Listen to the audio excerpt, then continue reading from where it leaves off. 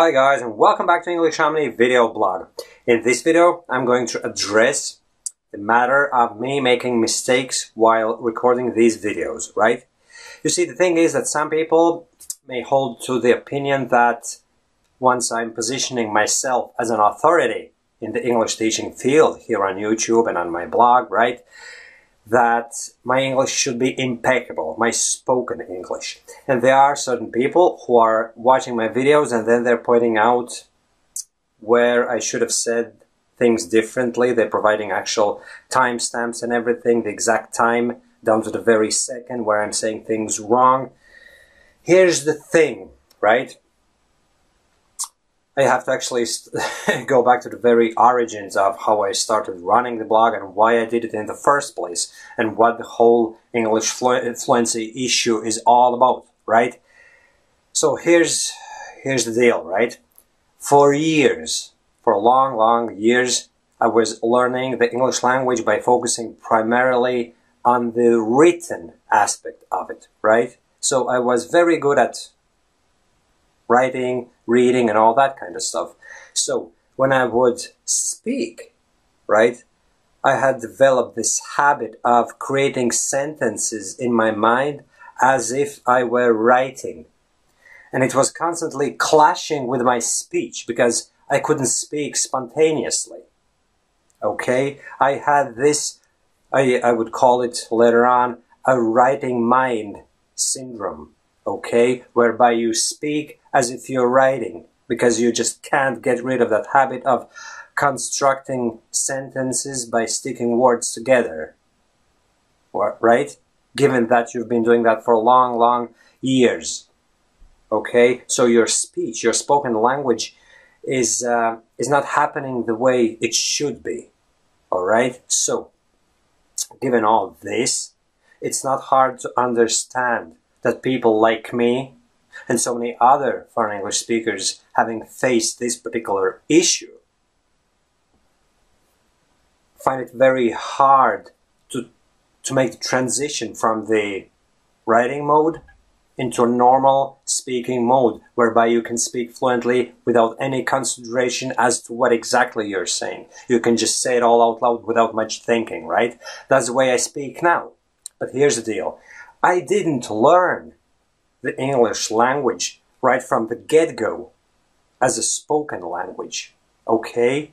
I was spending about half of the entire time I've spent on this planet as an English learner, probably half or even more of that time has been spent by focusing on textbook exercises, grammar stuff, writing, and all that kind of stuff, right? Consider this. I started learning the English language at the age of 10 or 11 or thereabouts, okay? So now I'm 36, so that's 26 years.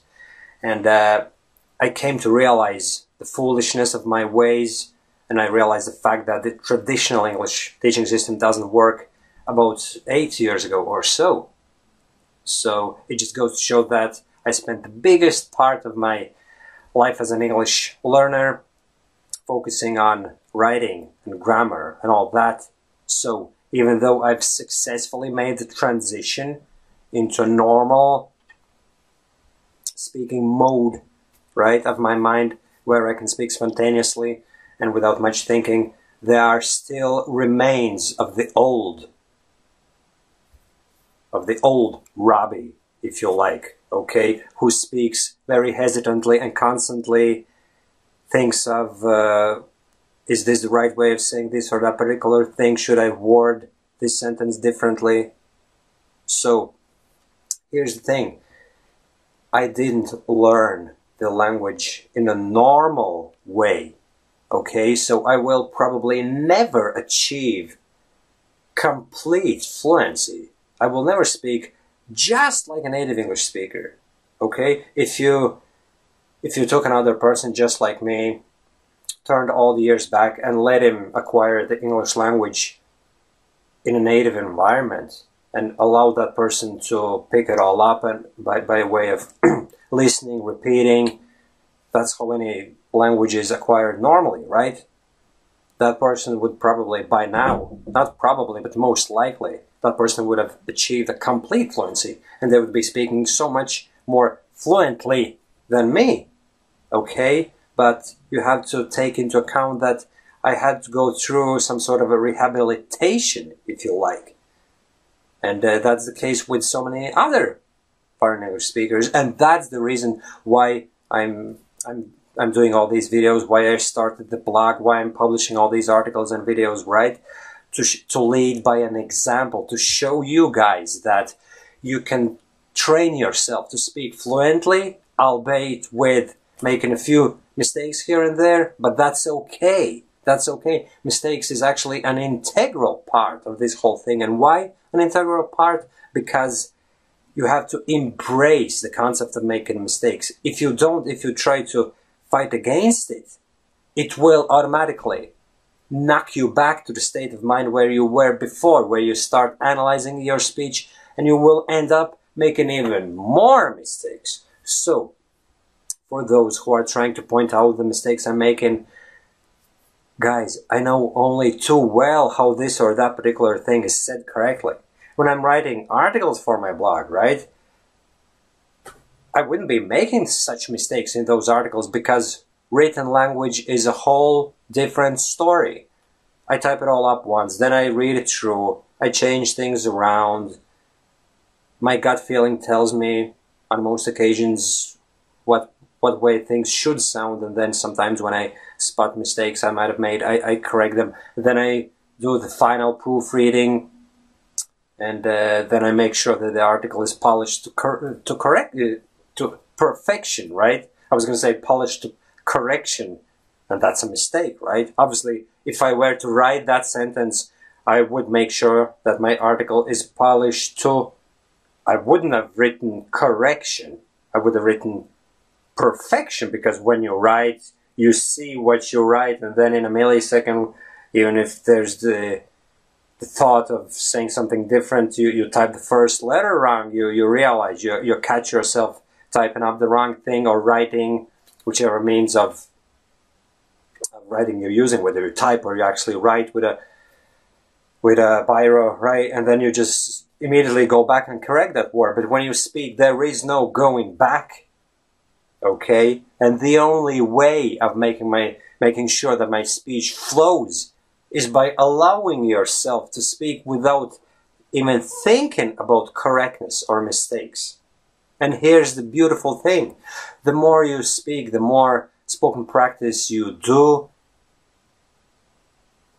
the more mistakes you eliminate, because there is this big thing called self-correction. And any intelligent foreign English speaker who is willing to work on his fluency, right? Just like me and so many other guys following me on YouTube and on my blog, we actually know that we've just made a mistake, and we make a mental note of it. Then we go back in our minds and figure out what would have been the right way of saying it.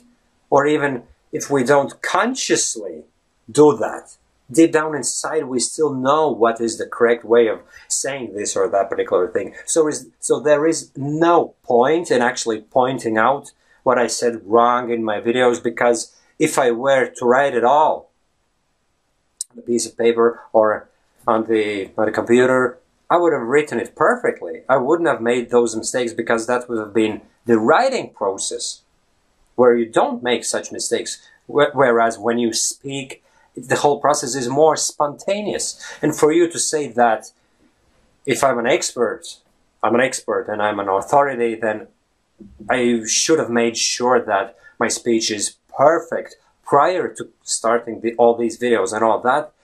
If you're saying that, then, well, if you, my dear YouTube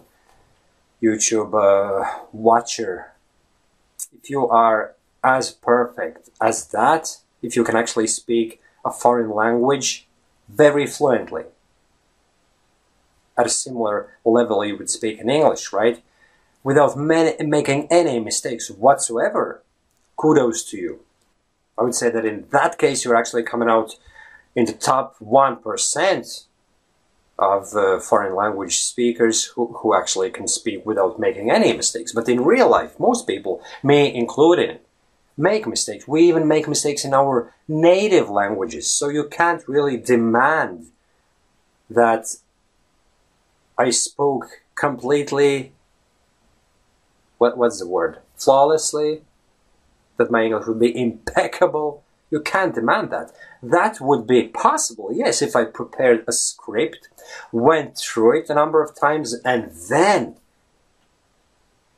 my speech would indeed be polished to perfection, just like that script. But the reason I don't prepare for these videos is quite simple. I'm leading by an example. I want to show everyone who strives for their spoken English betterment, I want to show them that you don't have to be beating yourself over the tiniest mistake. I show them how spontaneous spoken English practice is done, and that's the whole point. You may keep pointing out my mistakes with all those timestamps and everything. You may keep doing that all you want, but it's not gonna, I don't know, you're missing the point completely. And the point being, I make those mistakes not because I'm not aware of those mistakes, but because I'm trying to show by that that's pretty much the only way you can keep your speech going. That's pretty much the only way you can open up your fluency. Give your fluency free rein and see what happens. And never mind those mistakes. It's about the mindset. Right? So, there you go. I just spent another 10 minutes or so of my time pretty much needlessly, because all this stuff I just talked about is looked at in the very detail on my blog across multiple articles, and I've touched upon it a million times basically, and I keep going on like a broken record, but obviously this video was needed because I have to make the point so that those people who keep pointing out my mistakes probably get it this time around, okay? They probably wouldn't be bothered going back, checking my old articles, but once this video is here, they will have no option but to watch it, and maybe the truth will... Well, not the truth, it's not about the truth, it's about my perspective, right? And the perspective of those who follow me on my blog and my YouTube channel, right? Basically, it's about getting my perspective, understanding where I'm coming from on this, why I'm not bothered about those relatively few mistakes I'm making, alright? And I would imagine there's a dozen or so mistakes in this video, but I don't care. All I care is about my fluency, my ability to express myself, to convey the message, and I hope that I did it successfully. If not, if you still don't get it, there's not much more I can do about it. Alright, thanks for watching. Chat to you soon. Bye bye.